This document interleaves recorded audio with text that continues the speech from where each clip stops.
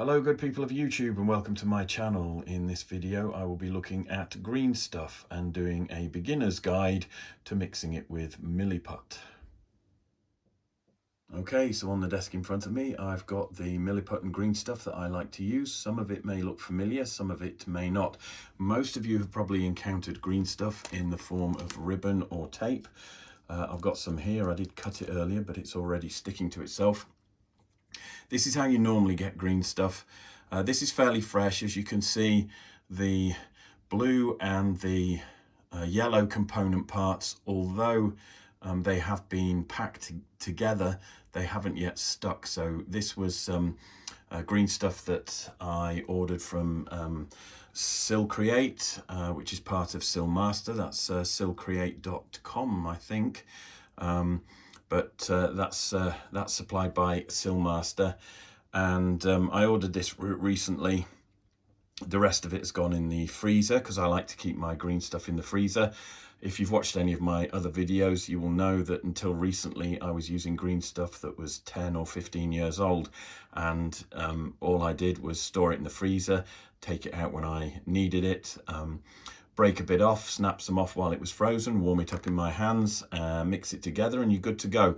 So as long as you keep it in an airtight container, a freezer bag or something, don't remove it from the polythene wrapper that it comes in, leave that on, cut it into short lengths. I normally cut mine into lengths of 3 or 4 or 6 inches, and then you can just kind of lay them in a freezer bag or put them in a Tupperware, stick them in the freezer, and they will keep for ages.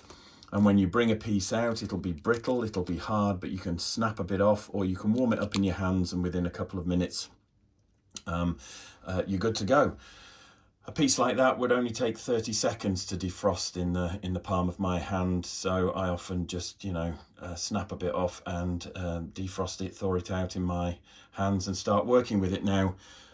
Yeah, so I said this is fairly fresh. I'm playing with this now, and as I play with it, it's warming up and getting soft and sticky. But that is green stuff, as most of you will have encountered it and most of you will recognize it. Now you can also get sticks of green stuff, and I have shown these in my previous videos. This is one that I've been using. I'm already, well into these 2 bars. Now they do come in a tube, but they are packed separately, so you don't have the problem where the blue and the yellow parts meet. Over time they will react and you'll get bits there. You might even get a skin on the yellow part of the green stuff, and again I've spoken about that in some of my earlier videos, so I'm not going to go on for that about that for too long. But that's the green stuff. Now when you get blue stuff in a stick like this, it's actually a lot firmer than it feels when you have the ribbon or the tape. And again, you don't have it already supplied in this sort of proportion, this ratio of sort of 2 to 1. So 1/3 blue stuff, 2/3 the yellow component. So most people will just break a bit off and mix it like this, but you can alter the ratios to get different qualities. The more blue that you mix, that you put in the mix, then obviously the darker the green will be. It'll almost end up being a very dark, almost blue color, and it's a lot firmer to work with. The more yellow that you add in the mix, obviously the lighter the green, the more yellow the green, and it becomes very spongy, very sticky to work with. So you can alter your ratios, and I do that quite a lot. But I tend to prefer something like this when I'm sculpting things like Baldwin there, who's being painted, or Henri Lemassive, again, who has featured in previous videos. Now you'll notice that this is quite pale. If you've not seen any of my other videos, that's because I like to mix it with Miliput, and this is what I've got here. You've got the filler, which is the beige part, and you've got the hardener, which is the grey part. And in terms of green stuff, I think the hardener is the blue and the filler is the yellow. But anyway, it's a chemical reaction. When you mix the 2 together, it produces heat and starts the curing process, and that is why if you don't freeze your green stuff, you will get a reaction in the seam of your ribbon or tape. So, having said that, I've got some bits of green stuff, the component parts here that were in the stick form that I'm going to use. I'll probably use that bit as well in the mix, because once you once you have it out under lights and in your hand, it starts to look a bit sorry very quickly. So I'm going to take these and mix them together, and then I'm going to mix some Miliput together as well, and then I'm going to blend the two to give me a putty that will allow me to do this kind of thing. So I'll just stop filming now, get the camera set up on a tripod, and then I'll show you what happens when you mix green stuff with Miliput. I've been doing it for decades now, and to be honest with you, I probably wouldn't bother sculpting with green stuff unless I had some Miliput to go with it, because it's wonderful the way it changes the characteristics. Again, if you've not seen any of my videos, and just to sum up very quickly, sculpting with green stuff is a bit like sculpting with chewing gum. You mix it together, it's very sticky, it can be very difficult to learn to control and get comfortable with.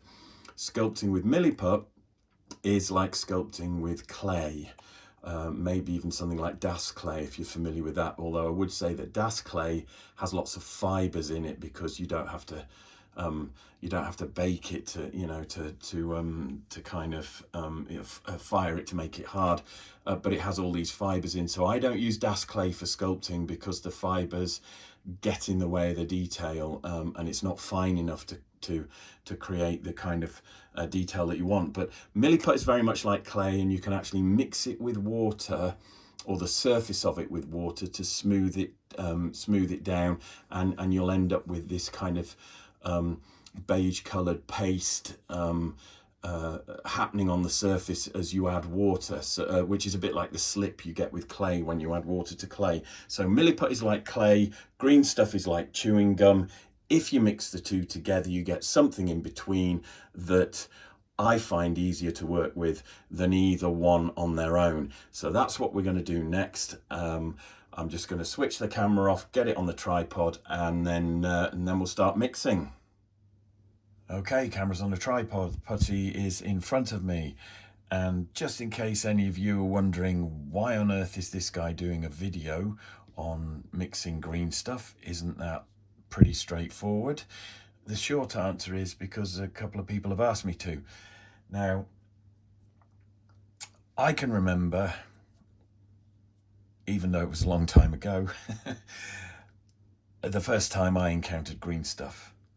And it was in a Games Workshop store, and someone handed me a piece, explained what it was for, told me to go home and try it, and it was actually quite daunting.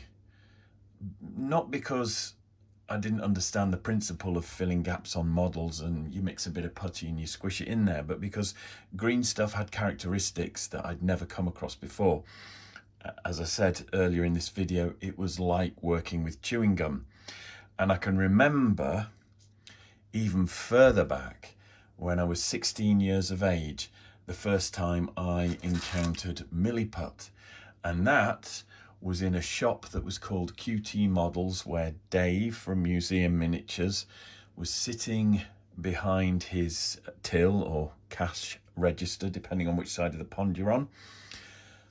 So he was sitting behind the counter sculpting 28mm miniatures for his QT Models that he owned at the time.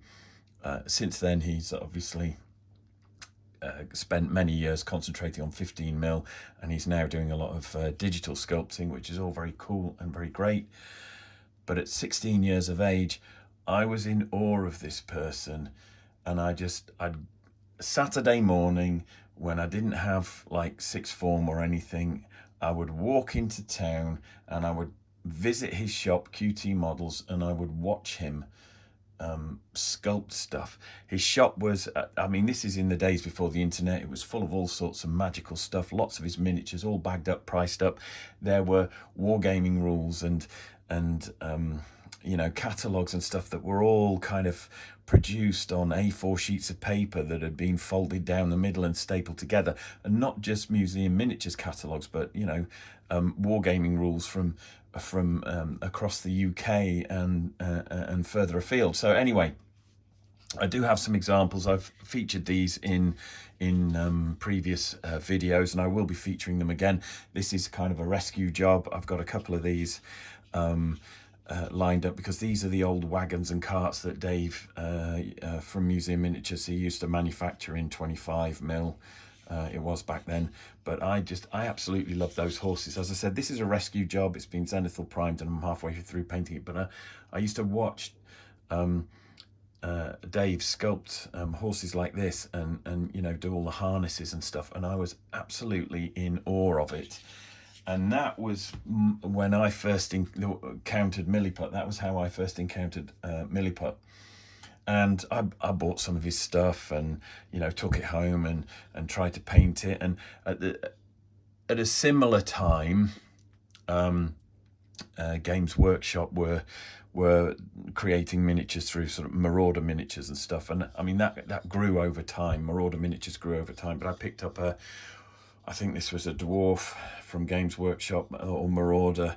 It was like a Landsknecht dwarf, and I actually converted it to sit on one of Dave's horses from QT Models. And this, I'm showing you this because this is the first conversion of a model that I did. I made a little blanket roll out of some milliput and maybe even bits of dowel, and I just kind of sort of squished them together, and I made a saddle cloth, which is probably too big, but I made a saddle cloth to go over that, and then some sort of fur around a saddle for the dwarf to sit on. So this was me cutting my teeth as a miniature sculptor, if you like, before I even knew that you know, such a kind of job existed. I wasn't new to sculpting. When I was a kid, I used to play with plasticine. I think at sort of 4 or 5 years of age, I sculpted a troll out of plasticine, and there is a family photo somewhere of me out in the back garden on a hot summer's day with this plasticine troll that I'd sculpted. So it's kind of like it was in my DNA. But this is the first, you know, real kind of attempt I made at producing a conversion of my own. So I'm showing you that because that was done with Miliput, and then of course, as you know, Warhammer developed into a bigger thing, green stuff arrived, and that was actually quite daunting. So I've got two different bits here. They've been warming under the light, so it's actually easier to work with them. So the first thing I'm going to do, obviously, I mix my green stuff with Miliput. So if we take a piece of green stuff ribbon, now when I cut this off, it was rectangular, and the more you handle it, the more you move it around, the more you leave it in the heat, the more it becomes misshapen. And that's one way of being able to tell that how old green stuff is. Now you can see I'm pulling that apart there, and that's not too bad. You see that you can see it's left some blue behind. Now on old green stuff, that would be lumpy and hard, and you'd have to pull that out and basically throw it away. To illustrate the point, he says, I've got old lumps of hard bits of green stuff and Miliput to one side here, which I just use as filler. You know, they can go inside the body of a monster, and they take up space, and no one will ever know. But you can't use them to sculpt a surface texture, because you'll end up pulling lumps out, and you won't get anywhere. But this is fresh, so even though they'd stuck together there, if you watch me pull this out and mix it together, there are no lumps. It's all good, and it's very sticky already, right? So this is how I mix my green stuff. There's no right way or wrong way, but I find it better to tear at it like this, because that helps kind of warm it up and agitate it.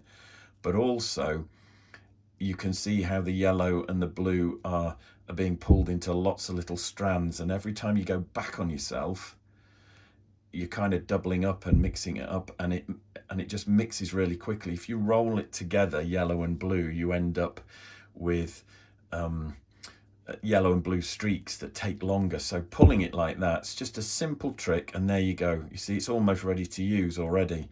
And how long did that take? 30 seconds, a minute. So we can roll it now. It's all sort of right, and that is pretty much what everyone who's ever done Warhammer and filled gaps with green stuff or whatever will recognize. Okay, so I've mixed a bit of green stuff there, bish bosh, nice and simple. I've probably just told the world how to suck eggs there, but there is a point to doing that. So the next thing I'm going to do, I won't patronize everybody by saying this is how you mix milliput, because I'll mix them in a bit, but I'm going to break some off now to demonstrate a different issue that you get when you actually combine the two. So if you take this, mix it, great, you've got milliput, right? But if you take green stuff and milliput and you start mixing it together like this, right, you will see how messy that is straight away. Okay, nothing wants to combine, nothing wants to work together. It's all separating out. The filler of the milliput, the beige filler is crumbly and it's dropping apart. The blue stuff doesn't want to stick to anything, so you just end up with a lot of mess. Now, I try to avoid that, obviously, which is why I mix my green stuff first and I mix my milliput first, and then I bring the two together. I'm going to do that in a second. Now, you know, this is workable. This will be good. I'm just showing you that it's an incredibly messy way of reaching the end point. So if I'm mixing milliput and green stuff together, the best thing to do is to mix them individually first. So you get your green stuff mixed, you get your milliput mixed, and then bring them together, and I will do that next. But I just want to show you quickly, rescuing that. This is what you end up with here. Now, I've used the standard ratio, more or less. I think I used 2 bits, so it's probably 50-50. And you can see that that's actually got a bluer tint to it than most of the putty that I mix. And I'm just going to pick the tripod up here to show you on Henri Le Massive. So you can see there, it's actually a closer color to the green stuff and milliput mix that I used to roll out some armor. Okay, so that color's good for armor. Normally I'll put more yellow in with my green stuff. I won't do that right now because I'm going to bring both bits together. When I mix this green stuff with a bit more milliput to show you a cleaner way of doing it, because I've got it all over my hands, I'll mix them all together, so I just have one big piece. But anyway, a lot of people often ask as well, do I put anything on my hands to stop the putty from sticking?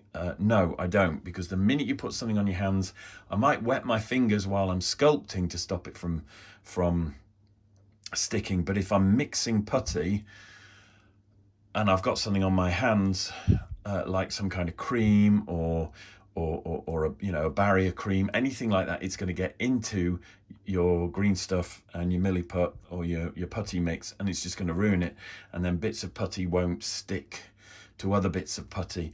So I just use water when I'm sculpting to keep things moist, and I use a really small amount, because the minute you apply too much, it just makes a mess. The only time I use a lot of water is if I'm making connecting parts, and I'll just show you on this here. So you can see there, whoops, I'm just trying to do everything now. Right, I've got a master here that I'm currently working on. This is a version 2 of Baldwin, who is the giant that I'm painting. But you can see there, you know, the colour's pretty close. This is slightly yellower than this, but it's not showing on the camera, especially not on a green cutting mat as well. So what I'll do now is just quickly move these out of the way to explain this. So I do use water to stop my tools from sticking, and also to stop fingers, hands or whatever from sticking if I'm working on something and it's complicated. But the only other time, and it's always a small amount of water, so the only other time that I use a lot of water is when I'm making these connecting parts. So this will be a production version of Baldwin, and that's Baldwin over there with the paint on. So I've done a few videos about him. If you haven't seen those, check them out. You know, please feel free to like, comment and subscribe. It does help. But anyway, you can see there I've put two, I've had to make like a locator in the top and the bottom half. Now I'm using an old resin giant of mine that now belongs to Ainsley Castings, as I've said before, because they bought the Battle Forge that I sculpted this for. But I'm using old resin parts as a dolly or an armature, if you like, on which to sculpt a new giant. That just made it quicker and easier for me. It gave me something to work on, but I did actually drill out the insides there to make a new connection between the top half and the bottom half of the body.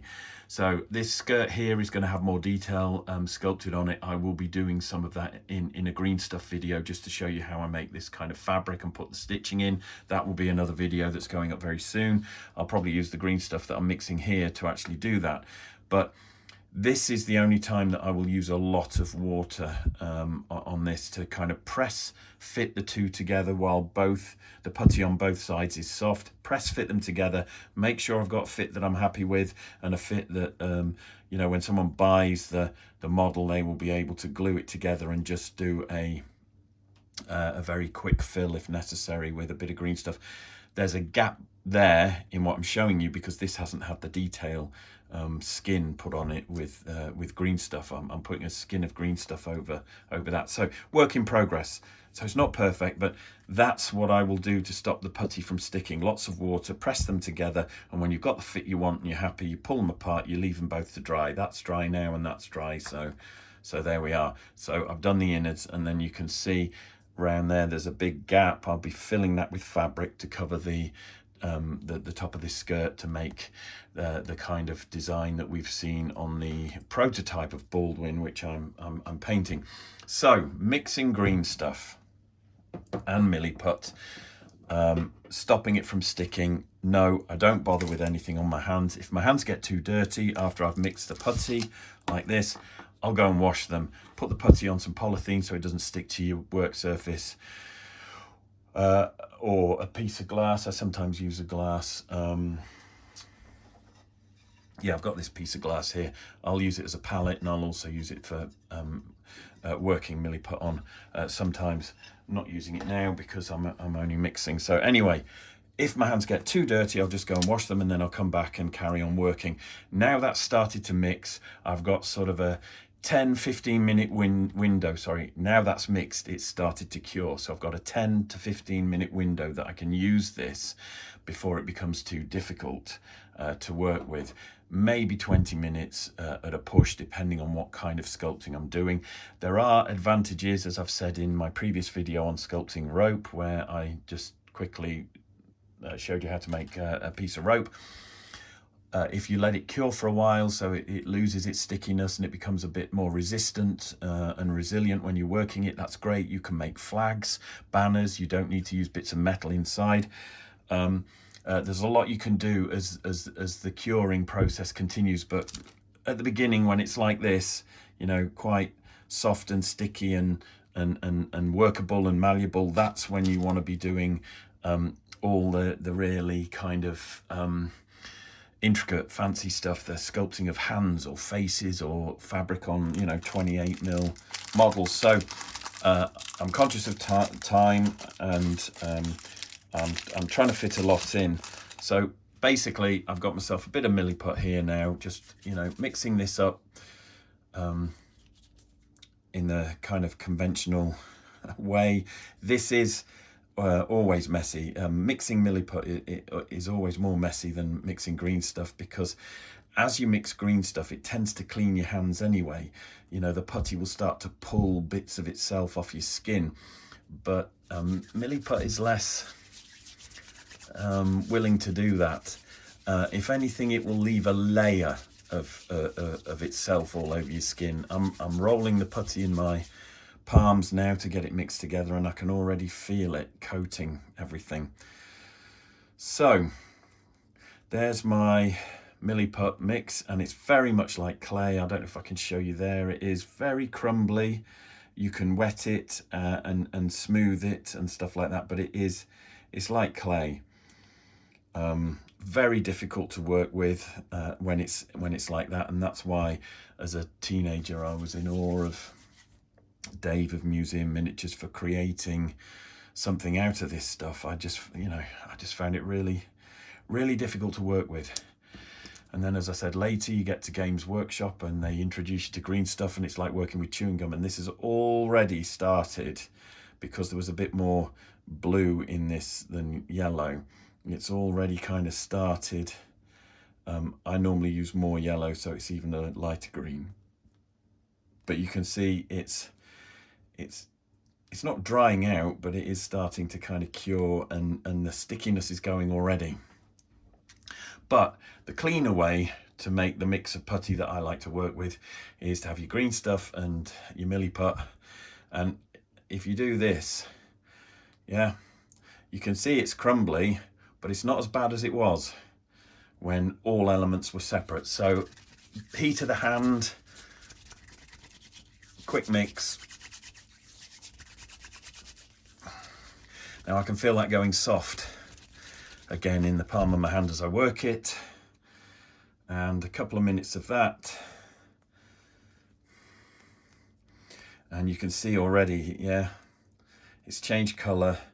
It's still slightly blue because I haven't got as much yellow in as I would normally use, but that's nice and soft now, and it does pick bits of itself off my skin now. So there we are. So that's how that's the cleaner way of mixing the putty that I like to sculpt with. Normally, as I said in previous videos many times over, I tend to use about 60% milliput to 40% green stuff. I'll vary it depending on what I want to do. Sometimes I'll only put a tiny bit of milliput in with the green stuff, just to make the green stuff slightly harder, and that's one of the advantages. So I've got two lumps here of green stuff and milliput mixed together. I'm going to bring them together because this one's slightly hard and this one's quite sticky. But what I was going to say was that using green stuff on its own, and I've mentioned this in previous videos, when you sculpt something with it, the putty dries and it's slightly flexible. It has this kind of ability to sort of bend and flex, and that's not always what you want, particularly if you're sculpting masters to go in a mold. You want things to withstand the pressures involved in creating a mold without actually bending or twisting and distorting. Now, milliput on its own, when it goes off, it's hard as rock, and you can file it down and smooth it with sculpting tools, with craft knives, with, you know, files and chisels. I mean, it's industrial in its nature. But green stuff on its own, mixed on its own, when it's dry, if you try and file that, it will tear. It doesn't cut well, it doesn't shape well once it's dry.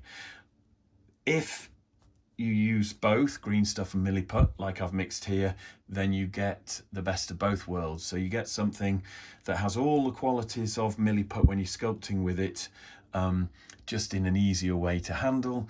And then when it goes off and it goes hard, it's like concrete. And you can shape it and cut it, and the end result is good. So I'm bringing these together now. to create one big lump of the sculpting putty that I like to use. Okay, so that's cool. That's ready to go. My hands are quite sticky now I've done that. So what I'm going to do is find that little bit of polythene. I'm going to stick that on there. I'm going to switch the camera off, wash my hands, and then probably put it on here to create a bit of fabric at the front. And then in my next video, I'll do sculpting fabric. So that's it for now. That's it for this video.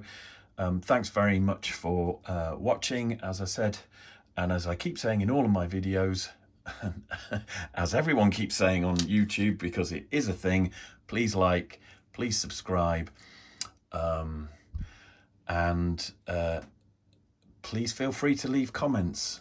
Any questions you've got, anything you want to see, anything you like, if you think this video has been helpful, useful, anything that you see that's inspirational, any suggestions that you got yourself. I always love reading the comments. I'll always like them.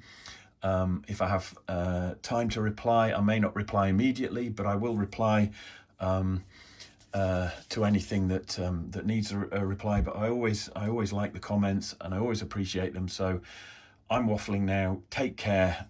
Thanks for watching, and I'll see you in the next one.